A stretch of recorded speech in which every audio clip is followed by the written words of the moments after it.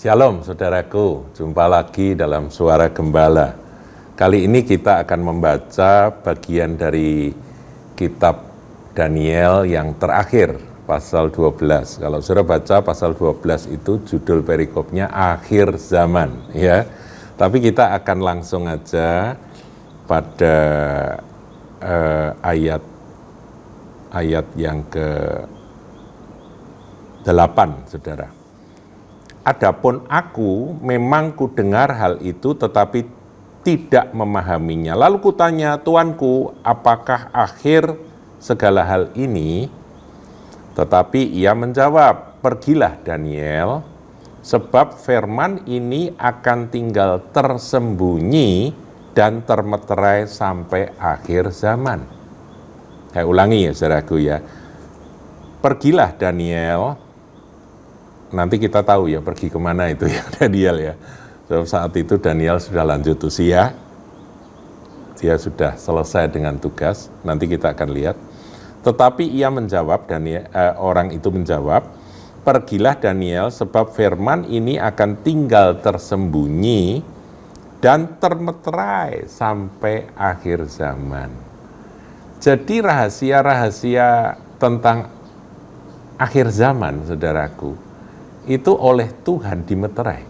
Dimeterai itu artinya dilak ya, disegel.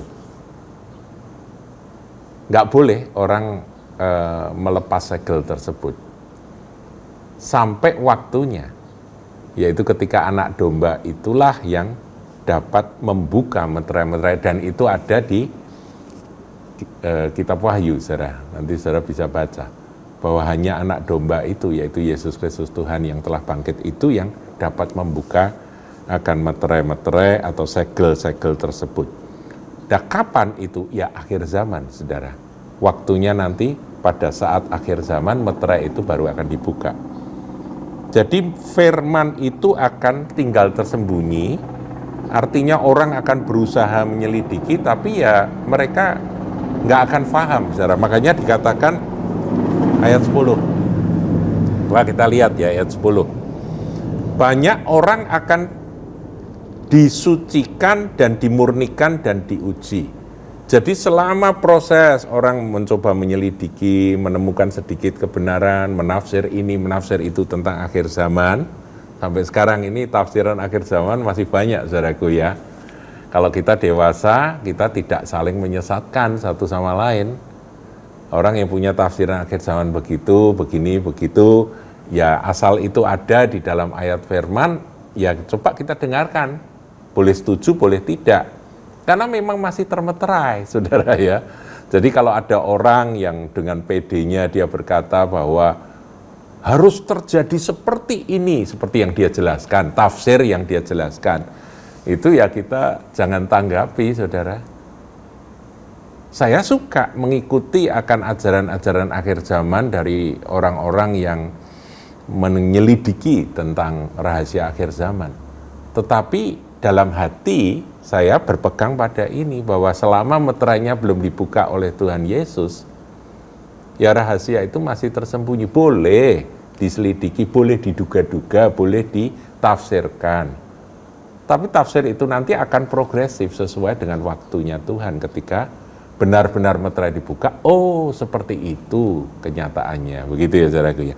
Nah di dalam proses itu ayat 10 katakan banyak orang akan disucikan dan dimurnikan dan diuji. Jadi saudaraku, saya coba teliti ya, disucikan itu bahasa aslinya barar, itu artinya to purify atau polish, dipoles saudara, or make bright. Jadi orang itu akan dibuat, dipoles oleh Tuhan jadi bercahaya. Bukankah kita ini adalah terang dunia?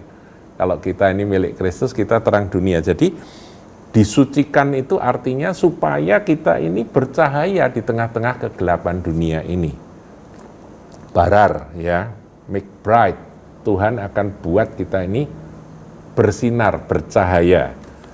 Jadi hal-hal yang menghalangi cahaya itu akan disingkirkan, Tuhan akan poles.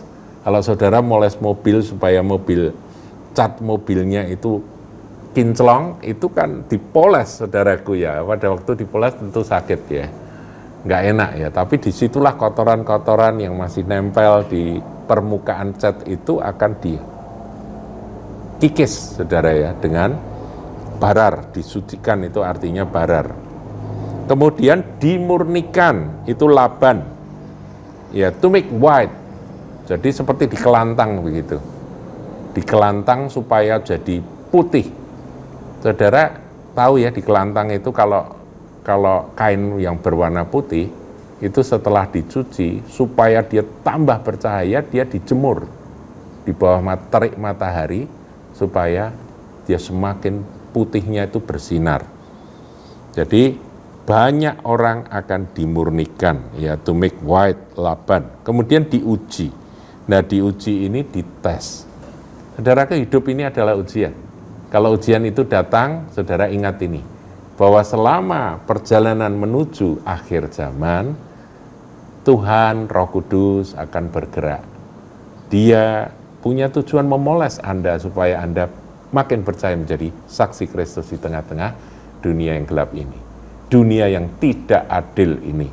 Kemudian kita juga akan dimurnikan, akan dikelantang sampai betul-betul putih bercahaya, begitu ya. Dan yang terakhir dites. Ya, diuji, dites, saudaraku. Kalau dites itu ada apa? Pelajaran atau soal-soal tes di mana saudara dan saya harus lewat, harus lolos ya.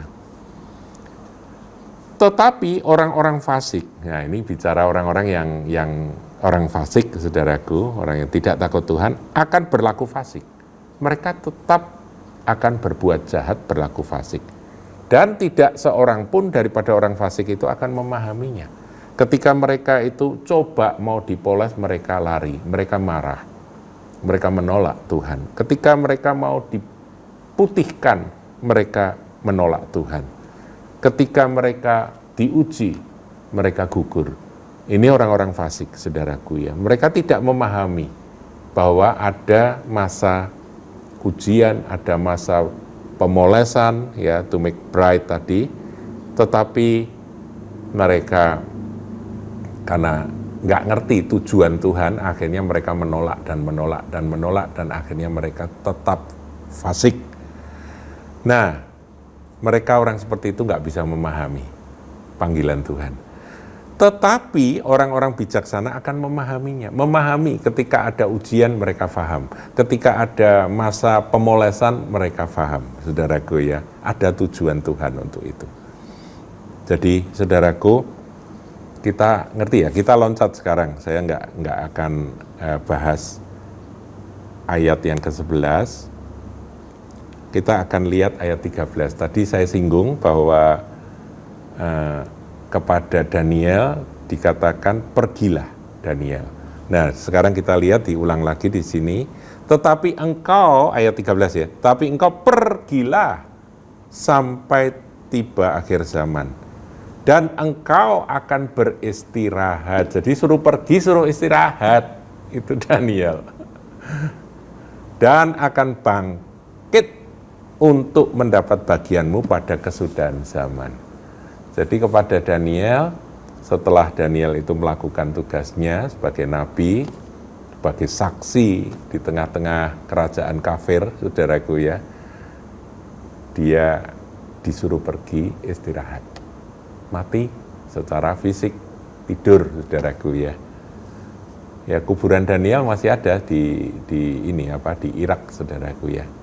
Tapi kalau nggak salah pada waktu ribut-ribut kemarin itu, ISIS itu kuburan Daniel itu dirusak, saudara. Dia beristirahat, saudara. Nunggu apa? Nunggu akhir zaman yang tadi termeterai tadi itu. Setelah itu nanti Daniel akan bangkit bersama dengan orang-orang kudusnya untuk menerima bagiannya. Saudaraku, ingat poin apa yang ingin saya sampaikan? Sebelum Tuhan membuka meterai, jangan terlalu pede dengan teori apapun tentang akhir zaman. Tuhan Yesus akan datang kembali, ya pasti. Tapi bagaimana dia datang kembali?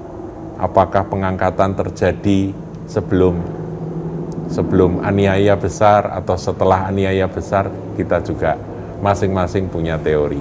Jangan terlalu pede. Tunggu sampai nanti harinya atau waktunya tiba. Tapi yang jelas akan ada ujian, akan ada pemurnian, dan akan ada penyucian. Tuhan Yesus memberkati.